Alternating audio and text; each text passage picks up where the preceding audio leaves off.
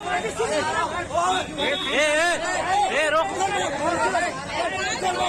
हिंद दोस्तों, मैं हूं आफ्ताब खान और आप देख रहे हैं सिटी हेडलाइंस न्यूज। दोस्तों, पिछले कुछ दिनों से अवैध फेरी वाले पे बहुत ही ज़्यादा कार्रवाई हो रही है एमबीएमसी के द्वारा। एमबीएमसी के द्वारा कभी कमिश्नर भी निकलते हैं और उनके जो अधिकारी हैं वो भी निकलते हैं और फेरी वाले पे कार्रवाई होती है।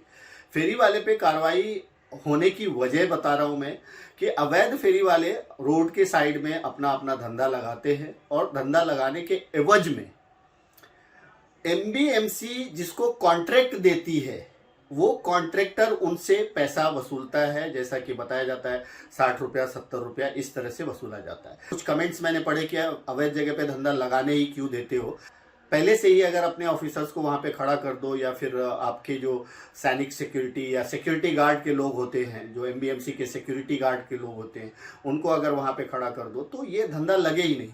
लेकिन इसमें टेक्निकल ये है कि एक तो कॉन्ट्रैक्टर का फायदा होता है, इसलिए वो कॉन्ट्रैक्टर कुछ नहीं बोलता है। अगर वो जाता है उसको 50 से 60 रुपए तो उसको लेना ही लेना है, 70 रुपए लेना ही।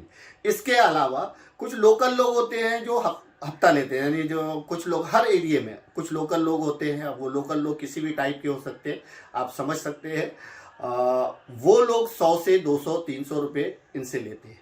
अब ये फेरी वाले इतना पैसा देते हैं तो समझते हैं कि हम पैसा दे रहे हैं तो हम अपना धंधा लगा सकते हैं। अब ऐसे में जब कार्रवाई होती है तो ये फेरी वाले पैनिक हो जाते हैं, हाथापाई पे उतर आते हैं, गाली गलौज पे उतर आते हैं, कभी कभी मारपीट पे उतर आते हैं और इसका खामियाजा उनको भुगतना पड़ता है। सरकारी काम में बाधा डालने के लिए 353 सीधा लगा दिया जाता है, जिसमें उसको उस फेरी वाले को जेल में डाल दिया जाता है, फिर वो जमानत ले बाहर आए।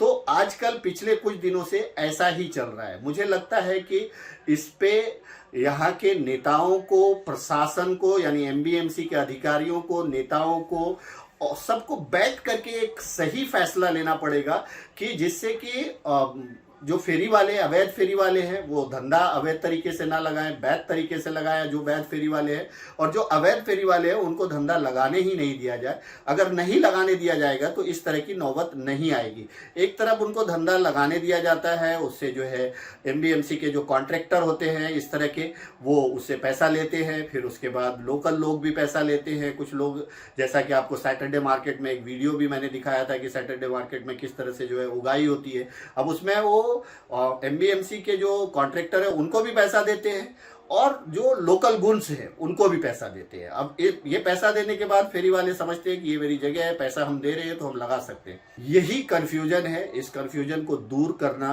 पड़ेगा, नहीं तो आए दिन फेरी वालों पे इस तरह की कार्रवाई होती रहेगी और बेचारे गरीब फेरी वाले 353 के शिकार होते रहेंगे। अंत में इतना ही कहूंगा, आप सब अपना ख्याल रखें, एक दूसरे को दुआओं में याद रखें। Thank you so much.